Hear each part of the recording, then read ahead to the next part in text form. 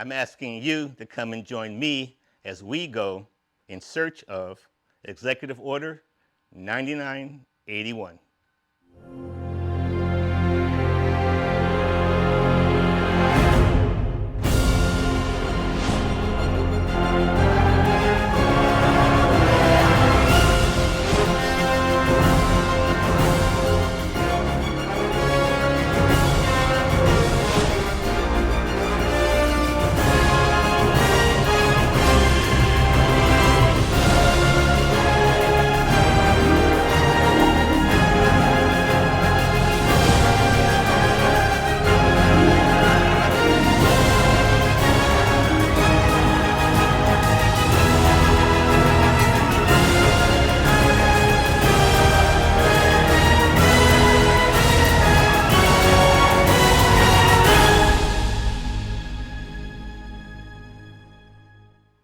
Okay, first let me say, forget that introduction. This is not a high produced video. Have you ever read something, heard something, saw something, and thought to yourself, I'd like to know a little bit more about that? Well, that's what In Search of is for me. Sometimes I'll hear stories in video or in the movies. People will tell stories about certain historical events, and I always question, did that really happen? Is that the true story? So In Search of is a little bit of a deeper dive, a personal deeper dive by me to try to find the full meaning in the history of that story. The first topic is Executive Order 9981. What we're going to look at is what is an executive order? How did the president get the power to issue an executive order? How many executive orders have been written? Why are they sequentially numbered? Then I'm going to talk a little bit about Harry Truman in 1948. Then we're going to look at Executive Order 9981. But the real reason why we're here today is there's a story about Executive Order 9981 and the connection it has to the beginning of the Buffalo Soldiers in the military. If something's going to end something, then there has to be a beginning, and there is a coincidence about those two documents that we're going to talk about. So let's get started. According to the American Bar Association, one of the most common presidential documents in our modern government is an executive order. Every American president has issued at least one, totaling more than 14,100 since George Washington took office in 1789. An executive order is a signed, written, published directive from the President of the United States that manages the operations of the federal government. They are numbered consecutively, so executive orders may be referred to by their assigned number or their topic. To see where the President of the United States has the power to write executive orders, you simply look no further than the United States Constitution. Just go to the Constitution, click on Articles, look for Article 2, the Executive Branch, look at Section 1, first sentence. The executive power shall be vested in a President of the United States. That simple sentence empowers the President to write executive orders. The APP is a nonprofit organization that has accumulated and archived every presidential executive order. If you look through their inventory, you will see that George Washington issued 8 executive orders. President Lincoln issued 48 executive orders. President Theodore Roosevelt was the first president to issue over 1,000 executive orders. And President Franklin Roosevelt had issued over 3,700 executive orders. And by the time President Truman took office, 9,537 executive orders had been issued. So now let's talk about Executive Order 9981. African Americans have fought in every conflict in American history. Almost always, however, they were segregated into their own units. The 54th Massachusetts in the Civil War, the Buffalo Soldiers of the Plains, and the Tuskegee Airmen of World War II are examples of how these men fought with courage and valor in these units. This practice did, however, limit the ability of African Americans to be promoted, to have equal treatment, and to be recognized for their contributions. After World War II, African Americans began to demand that they be given life, liberty, and the pursuit of happiness in equal portions as white Americans, as the Declaration of Independence promised. Okay, so where are we? It's 1948, and Truman is up for re-election. Now remember, Truman was not elected president. He was Franklin Delano Roosevelt's vice president, and when Roosevelt died, Truman took over, and to most African Americans, Truman was no Roosevelt. Truman was from a slave state of Missouri, and during the Civil War, Missouri did not secede from the Union, so the Emancipation Proclamation did not free the slaves in Missouri after the Civil War. Truman was known to use racial slurs, tell racial jokes. He opposed sit-ins. He was against interracial marriage, and he thought that Dr. Martin Luther King was a troublemaker. So from a black perspective, this was not our guy. But what choice did we have?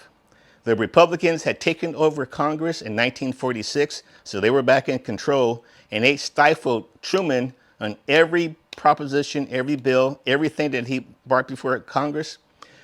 It was held up in committee time and time and time again.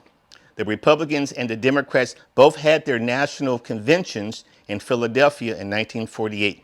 The reason why they both did that was because NBC and CBS can now televise live broadcasts, or live 24 hours a day, around the clock.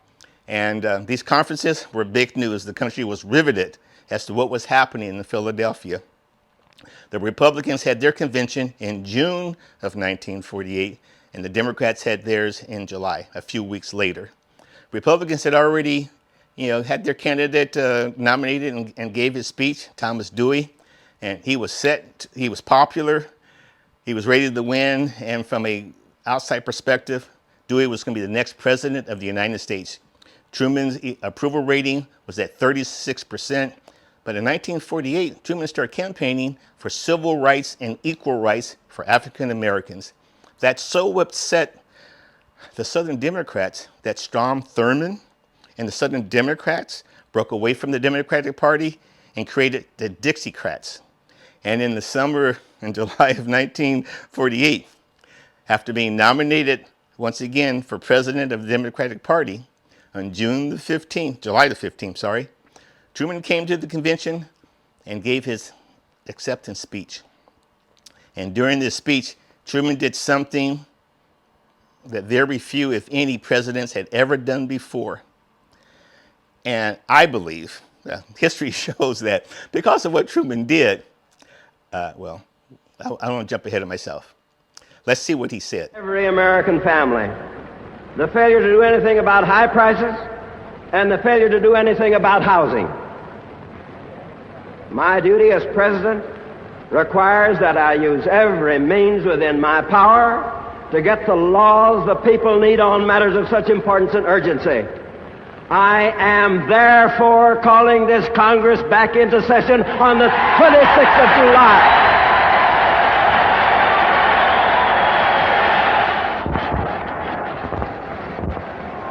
On the 26th day of July, which out in Missouri we call Turnip Day, I'm going to call that Congress back, and I'm going to ask them to pass laws halting rising prices and to meet the housing crisis which they say they're for in their platform.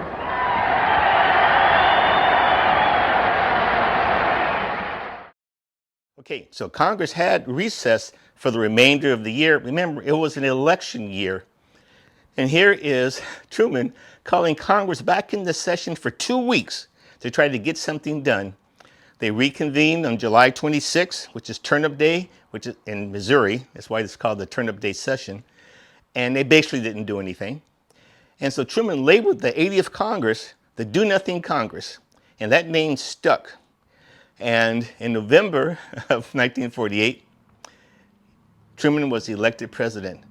But Truman did not win on the popular vote. There are very famous pictures of Chicago Tribune and other newspapers, headlines, Dewey is elected president, and Truman's holding this headline up. Again, Truman did not win on the popular vote, but he didn't win on the electoral vote. Sound familiar? So here we are, July 26th.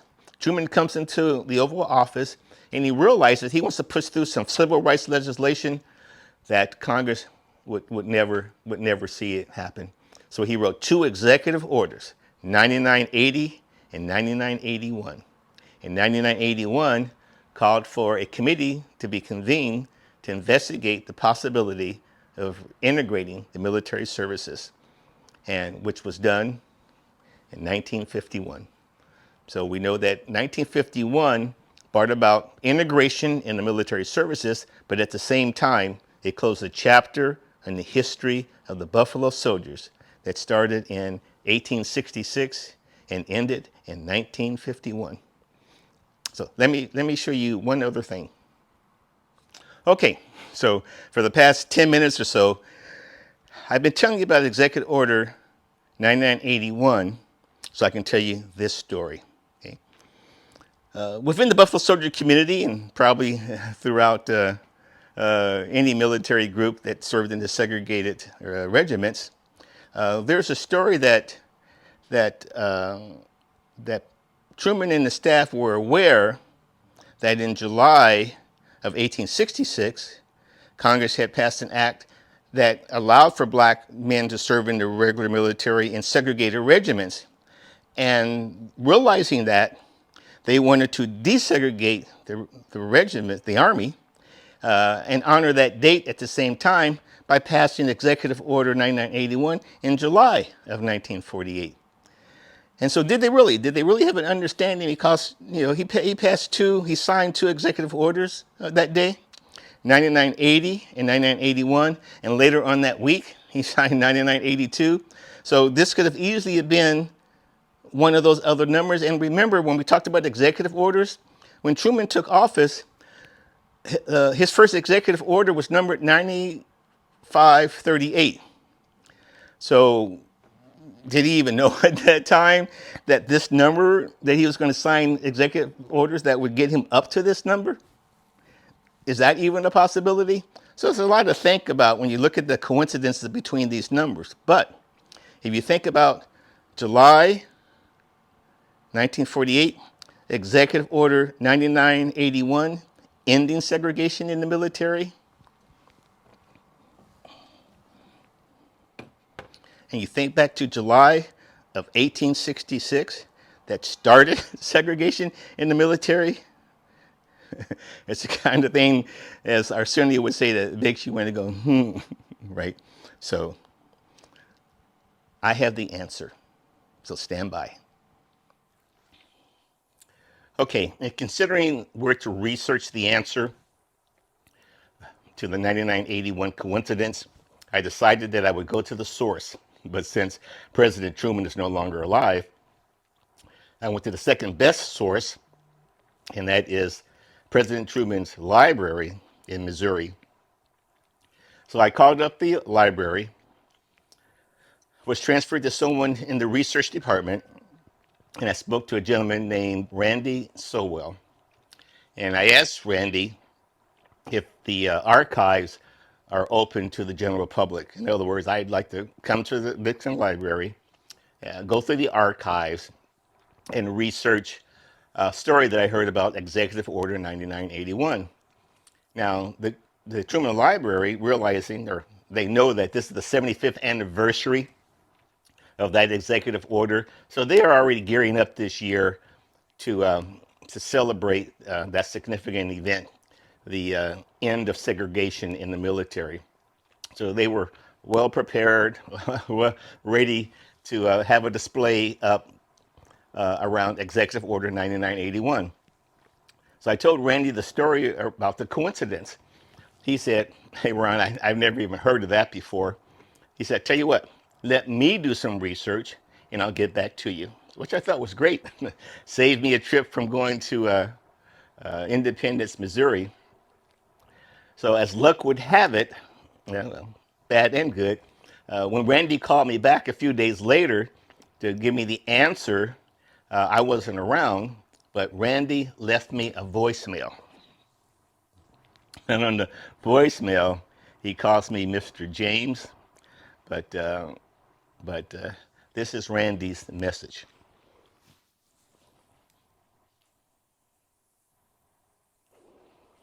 Oh, hello. This is Randy Solt at Truman Library, Okay, we're not going to let you listen to the 816-88227, telephone number. with a call from Mr. James returning your call. I haven't been able to find any evidence that the number of the executive order was taken into consideration in issuing 9981. There was another executive order issued that same day, 9980, which had to do with racial equality in federal hiring practices and employment practices in the civil service. So I think it was just probably just a coincidence. They were both issued on the same day, July 26th, but nobody in any of the correspondence seemed to refer to the coincidence that relating to the 1866 law that you mentioned.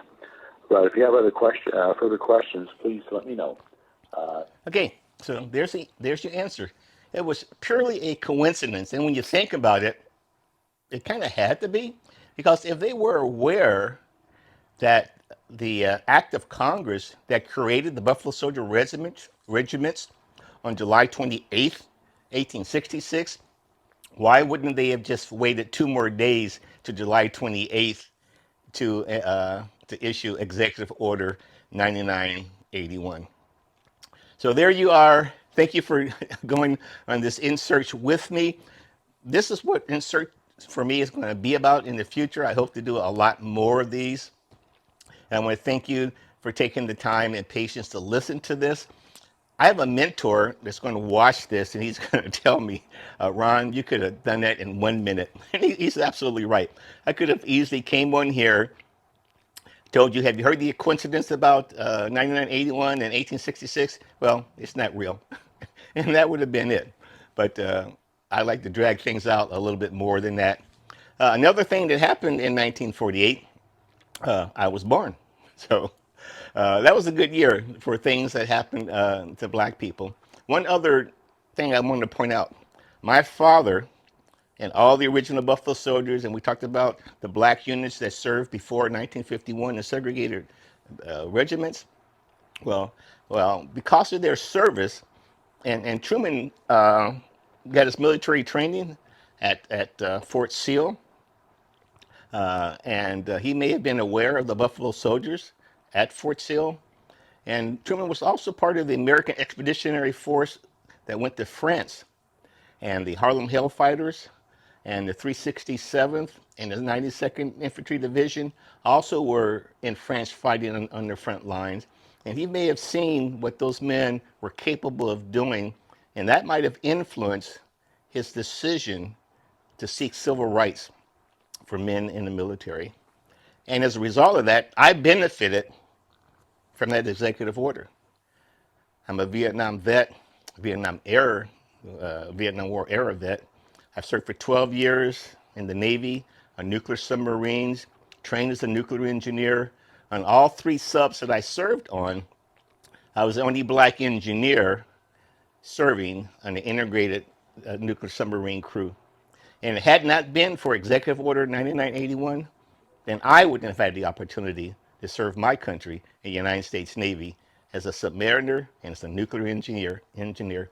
So Executive Order 9981 has affected all of us in a positive way because of those men who served before us.